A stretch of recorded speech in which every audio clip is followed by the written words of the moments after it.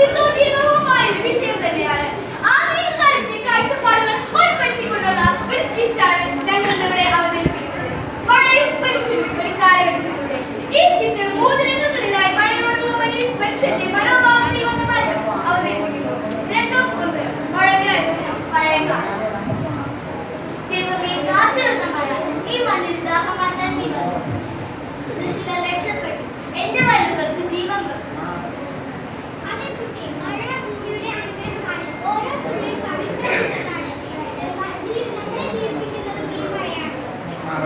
ഞാൻ വരുമ്പോൾ വയലുകൾ ചിരിക്കും, കുളങ്ങൾ നിറയും. മനുഷ്യനെ ദൈവത്തിന്റെ ദൂതനായി കണ്ടു. ഞങ്ങൾ തമ്മിൽ സ്നേഹത്തിന്റെ ഒരു പാലമുണ്ടായിരുന്നു. രംഗം 2, മഴയുടെ തടസ്സം ആധുനിക കാലം. ഒരു മഴ വന്നാൽ മതി, എല്ലാം കുളമാകും. ഈ നേരത്തെ തന്നെ പെയ്യണം. എന്റെ വസ്ത്രം മുഴുവനും പോയി. ട്രാഫിക് ബ്ലോക്ക് കാരണം മീറ്റിംഗിനും ലേറ്റ് ആകും.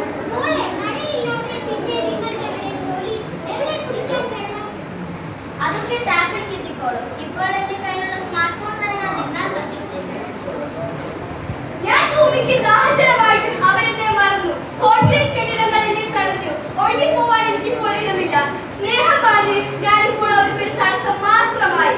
രംഗം 3, മഴയൊരു പാഠം. ഈ പുസ്തകത്തിൽ പറയുന്നത് പണ്ട് ഒരുപാട് മഴ പെയ്തിരുന്നാണല്ലോ. ഇപ്പോൾ ടാക്ടർ ലോറിയിൽ വെള്ളത്തിനായി കാത്തിരിക്കാനല്ലോ നമ്മൾ. അതേ കുട്ടി, പഴയ നമ്മൾ അറിഞ്ഞില്ല.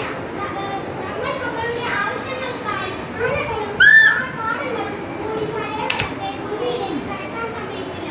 അതുകൊണ്ട് മഴയും നമ്മെ വിട്ടുപോയി. ശരിയാ, എന്റെ വീടിന്റെ അടുത്ത് വെള്ളം കെട്ടിക്കിടക്കുമ്പോൾ ഞാൻ മഴയെ കുറിച്ച് പറഞ്ഞു. ഇപ്പോൾ വെള്ളം കിട്ടാത്തതിനാൽ ഞാൻ മഴയോ. പ്രകൃതിയെ നാം നശിപ്പിച്ചാൽ നമ്മൾ നമ്മളെ നശിപ്പിക്കും. എന്റെ മക്കളെ, ഞാൻ ഇപ്പോഴുമുണ്ട്. എന്നെ സ്വീകരിക്കാൻ ഒരിടം തന്നാൽ ഞാൻ വീണ്ടും വരും. ഞാൻ ശല്യമല്ല, നിങ്ങളുടെ ജീവനാണ്.